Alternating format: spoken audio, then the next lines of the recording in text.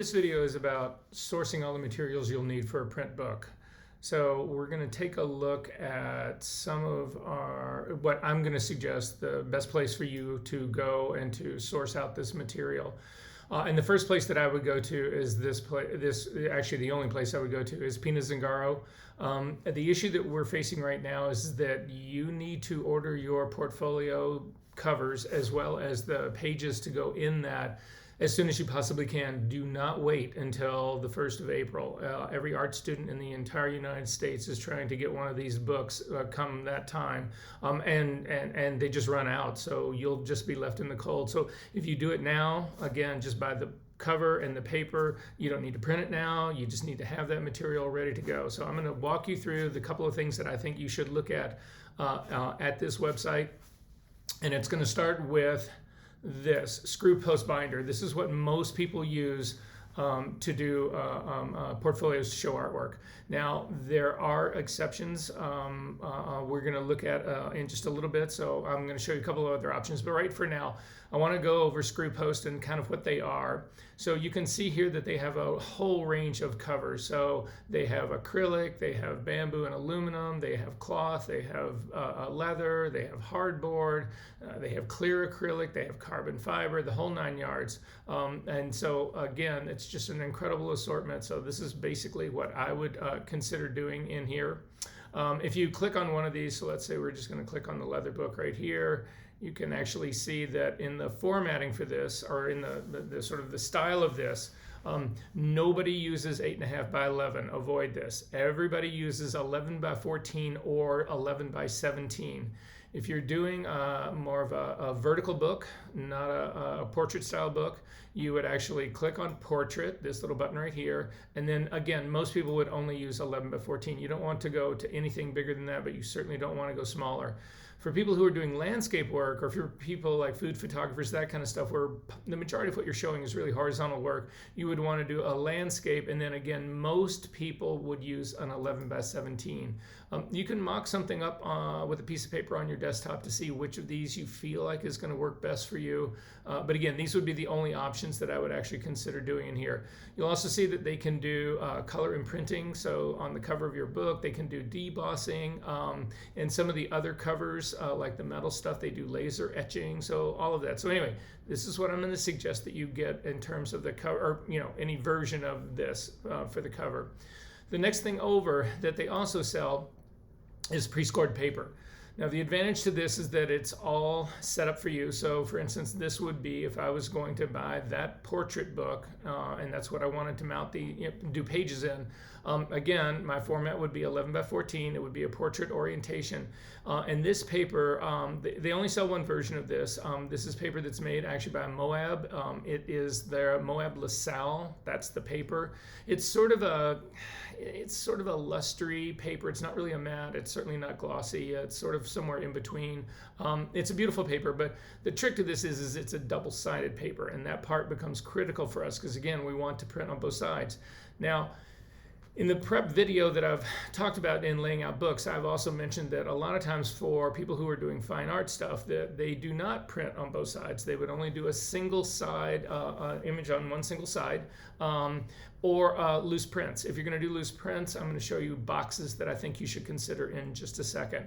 But at any rate, this is what I would get here. So again, white paper, this 11 by 14 portrait book. And so the advantage of pre-scoring is there are holes that are already punched in for this that allow you to go through the screw posts in the cover, and then they're scored here, and they do a couple of basically the reason they score stuff here is so that when you open these pages up, they lay flat. So they're not perfectly flat, but much better than if they're not scored. The other thing you'll notice about this is that this paper is slightly oversized. Again, this is an 11 and 7, so it's 11 3/4 by 14.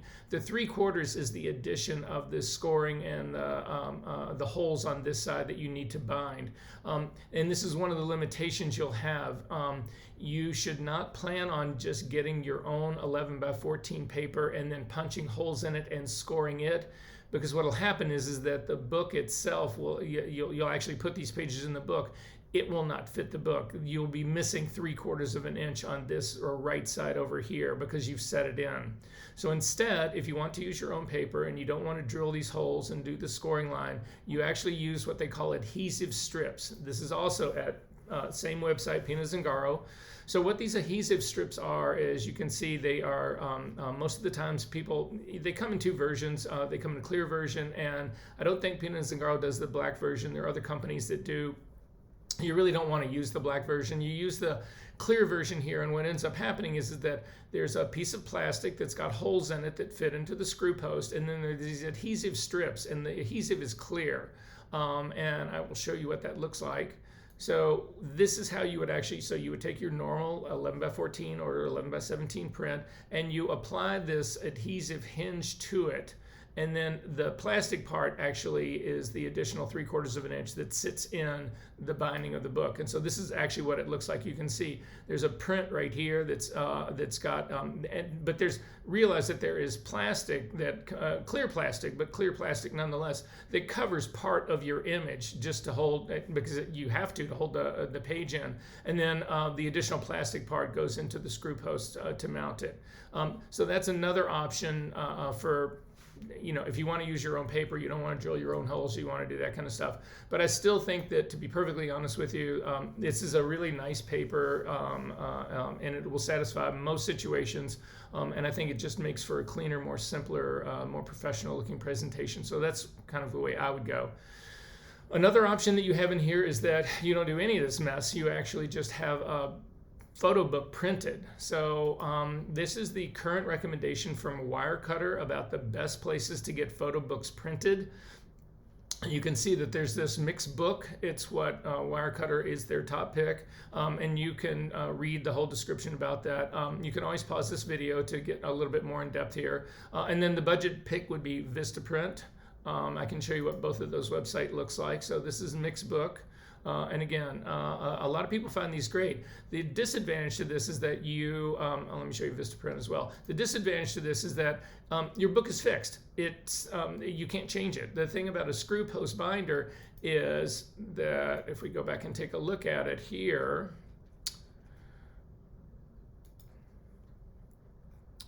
is that the way this binder works, there are screws that go through this hinge right here. And when you open the book up, you can actually lay, you put your pages inside, and then there are these screws that look like this right here that actually go through the cover and hold the paper in.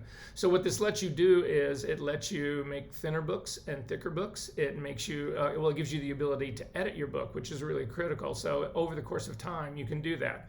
If you actually end up doing the photo books, then that's it. You got the photo book and that's it. But that works for a whole lot of people. So something else to keep in mind. And then finally, well, not finally, there's a little bit more to go on this, but if you're doing fine art prints, this is a place that I would actually go to look for to do more higher quality presentation print books. So this company actually does black boxes like this. They look really nice. They look a little bit more professional than just the regular storage boxes for prints that you find in most museum storage places. You can get this with black interiors, with white interiors. So again, this is another option for you to consider in terms of doing your presentation.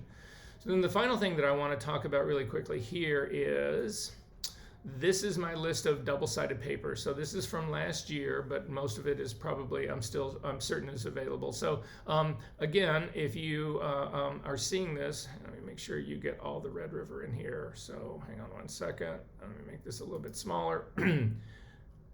Yeah, so this is all of them right here. Pause the video, shoot a picture of this with your phone, and so you can have all. So anyway, it's a bunch of papers here. This Moab LaSalle photo matte surface paper right here is the one that that you would get if you get those pre-scored pages from Pina Zingaro. So that's that part. And then the final part in all of this is how you actually do double-sided printing. So this is, again, something that you would want to, let me back out just a little bit more. take a picture of, pause the video, take a picture of this on your phone, and I'll walk you through the entire steps. It can be a little bit confusing in the beginning, but because you're printing on double-sided, again, if you just follow the steps through this, you will be good to go, and the little illustrations could set that up. So that's pretty much it in terms of the source material that you need to get to actually do a print portfolio. Again, I would suggest that you do this yesterday. I mean, literally, do this as soon as you can possibly do this so that you do not run into a situation where you can't get the material and therefore you can't build a portfolio and have nothing to show. So that's it.